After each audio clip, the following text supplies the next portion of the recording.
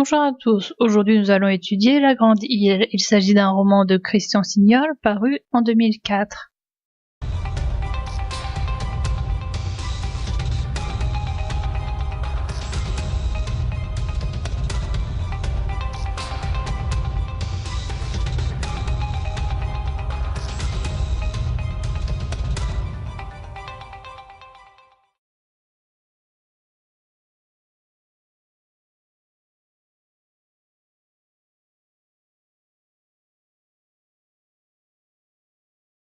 La famille est composée de Charles, qui est pêcheur, et d'Albine. Ils ont 3 enfants, Bastien, qui est l'aîné, Baptiste et Paul. Ils habitent près d'une rivière. Au milieu d'elle se trouve une île, que l'on appelle la Grande Île.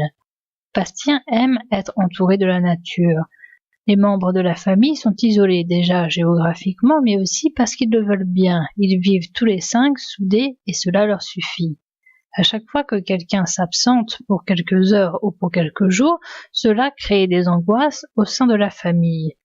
Bastien comprend qu'il n'est pas comme les autres quand il rentre à l'école. Il n'arrive pas à s'intégrer auprès des autres élèves, mais aussi vis-à-vis du professeur. Il fait parfois exprès de tomber malade pour éviter l'école et rester chez lui. Lors de la guerre, Charles, le père, s'en va. Bastien en profite pour se rapprocher d'Albine, sa mère, et pour la protéger. Il découvre qu'elle feuillette des magazines de voyage, ce qui signifie qu'elle a envie d'un ailleurs. Les 3 enfants décident de passer une nuit sur la Grande Île, dans la cabane. Les 2 garçons se réveillent en pleine nuit et ne voient plus Paul. Ils la cherchent, mais ils ne la trouvent pas. Le lendemain matin, Paul retourne à la cabane. Elle est triste car aucun de ses 2 frères n'a été capable de la retrouver. Un jour, Charles pêche un poisson interdit. Il doit payer 5000 francs d'amende. Pour payer cette dette, il décide d'aller travailler sur un chantier. Baptiste a la passion des bateaux. Plus tard, il sera chalutier. Un jour, il disparaît sans prévenir. Charles le cherche sans le trouver. Quelques jours plus tard, il réapparaît content de lui car il a vu l'océan. À l'école, les 3 enfants rencontrent 2 garçons gitans et leur sœur, Isilda, 13 ans. Ils sont tout de suite amis et ils sont fascinés par eux. Isilda passe des mots à Bastien et ils commencent une liaison, bien qu'elle soit chaste, pour ne pas briser la confiance du frère aîné d'Isilda. Un jour, ils finissent par partir et Bastien en souffre. À 14 ans, Bastien quitte l'école et va travailler avec son père à la vente de poissons, même si certaines personnes les méprisent. Un homme vient, reste quelques jours, puis repart avec Paul, qui en est tombée amoureuse. Ce départ bouleversera la famille. Bastien décide de se porter volontaire pour aller en Indochine. Il n'aime pas être privé de sa liberté, mais il aime mieux que ce soit que quelques mois plutôt que plus longtemps. Il revient non blessé, il ne s'est pas battu. La famille ne reçoit plus de nouvelles de Paul. Bastien et Baptiste décident d'aller à Paris la chercher. Ils ne la trouvent pas. En revenant, ils trouvent une lettre de la mairie leur disant que Paul a été retrouvé noyé. Elle s'est suicidée. L'homme avec qui elle était un malfrat, ce que Paul n'a pas pu supporter. Baptiste part faire son service militaire dans la marine. Bastien reste avec ses 2 parents. Albine meurt 6 mois après sa fille à cause de la douleur morale. Ne supportant pas le chagrin, Bastien décide de ne pas rester vers la rivière, mais d'être itinérant pour retrouver ses amis gitans durant une période qui s'étale de 2 à 3 ans. Il finit par recevoir une lettre dans laquelle le frère aîné lui dit que sa sœur est mariée.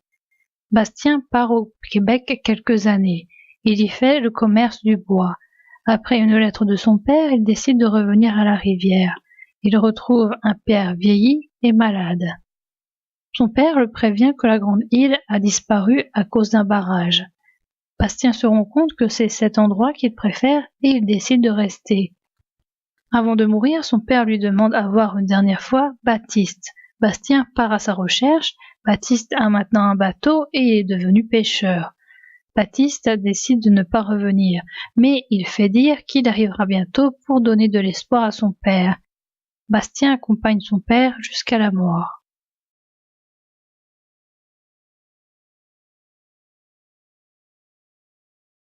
Tout d'abord, il y a un lien nature-homme qui est très fort et qui est le seul qui semble bon, tenace et qui est capable de nous ramener vers les souvenirs. La nature ici est vue au sens large. Elle comprend l'eau, la terre, les animaux, les plantes et le soleil. La splendeur de la nature est évoquée. La nature a l'air parfaite, elle porte à rêver, elle ne comporte aucun reproche et Bastien aime tout en elle.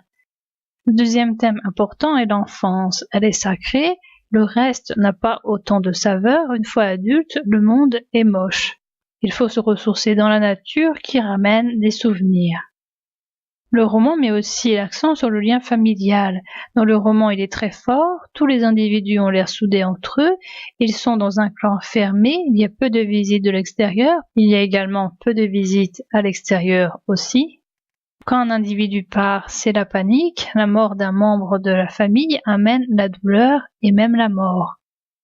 Cette famille est composée de gens honnêtes qui n'aiment pas qu'on les croie malhonnêtes. Quand ils ont une punition, ils la font et trouvent cela normal. Ce livre est la confession d'un vieillard qui se penche sur son enfance, sur son frère, sa sœur, sur ses parents et sur Isilda. C'est seulement à la fin de la vie qu'il comprend que les choses doivent disparaître et que l'on ne doit pas s'échiner à courir après ces choses. C'est un ordre naturel et il ne peut pas en être autrement. Cette situation fermée convient aux personnages qui ne demandent pas plus de liens, qui ne se rendent pas compte de sa pauvreté et qui est heureux dans la nature. On a l'impression qu'il place ses souvenirs trop haut. Il est incapable de voir le bonheur dans la vie d'adulte. Il n'a pas l'air d'avoir de femme ou d'enfant. Il est sans cesse tourné vers son passé. Il ne supporte pas de perdre déjà des personnes, comme sa sœur, ses deux parents à cause de la mort, et Zilda à cause de son départ. Il ne supporte pas aussi de perdre des choses, comme la grande île. Bastien a dû subir différents départs, déjà le départ de la rivière de son enfance, pour son service militaire et pour le Québec, et également le départ de personnes.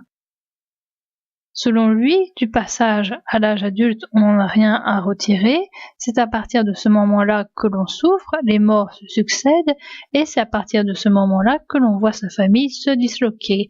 Les enfants partent et les parents meurent. L'enfance est le rêve et le bonheur, tandis que le fait d'être adulte amène de la souffrance. Donc, pour éviter de souffrir, il faut se plonger dans son enfance. Selon le personnage, le bonheur s'use, il faut l'utiliser avec parcimonie, car sinon la quantité et la qualité du bonheur diminuent avec son utilisation. En conclusion, il ne faut pas abuser du bonheur. Selon le personnage, les choses n'arrivent pas deux fois. Une fois là, il faut les savourer.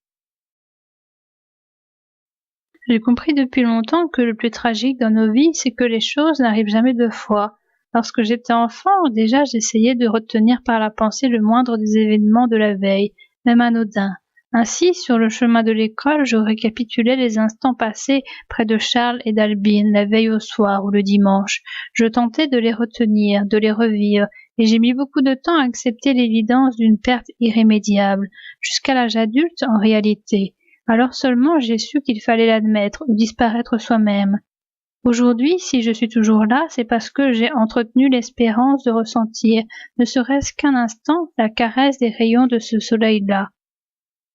J'y suis très rarement parvenue, mais le bonheur d'une seule seconde arrachée au temps m'a permis de continuer, malgré tout, parce que nous sommes ainsi faits, que notre espoir domine souvent notre raison. J'habite toujours la même maison, dont je suis devenue propriétaire. Charles et Albine, eux, n'avaient jamais pu l'acheter. Moi, j'y suis arrivée, et je me félicite de l'avoir fait avant que Charles ne disparaisse, car il en a été heureux. Je monte au village une fois par semaine pour effectuer de menus achats, et à chaque fois, j'aperçois devant moi sur la route Paul, Baptiste, Isilda et ses frères, qui courent en me montrant les fantômes dans ces bois-là. Là-haut, l'école est fermée, beaucoup de maisons gardent leurs volets clos, mais une boulangerie et une épicerie demeurent encore ouvertes. Parfois, fermant les yeux, j'aperçois des roulottes entre les arbres, et j'entends une voix qui me murmure près de mon oreille. « Bastien, Bastien, ne m'oublie pas. » Je ne me suis jamais fait vraiment à l'idée que quelque chose ici a changé. Il n'est pas dans le pouvoir des hommes d'oublier le bonheur véritable quand ils se sont brûlés à son foyer magique. Ainsi, tous les jours de mes 20 premières années repassent inlassablement dans ma mémoire, et je me demande si je pourrais les emporter à l'heure de disparaître. Je le voudrais tant que cette idée me hante et que j'écris chaque jour quelques pages afin de me persuader que je n'en ai rien perdu, rien vraiment de ce qui a constitué l'invincible beauté de ma vie. Souvent, en fin d'après-midi, je me rends en barque près des falaises et je m'arrête à l'endroit où l'eau est de ce vert profond dans lequel semble battre le cœur de la rivière. J'écoute le grand courant qui me parle du temps disparu. Parfois, je n'entends plus. Le ciel et l'eau font émerger devant moi la grande île d'une brume légère, dans la nuit qui tombe doucement. Alors je les aperçois tous, là-bas, entre les aunes et les frênes, mais ils ne me voient pas. J'attends avec impatience le soir où leur regard, enfin, se posera sur moi.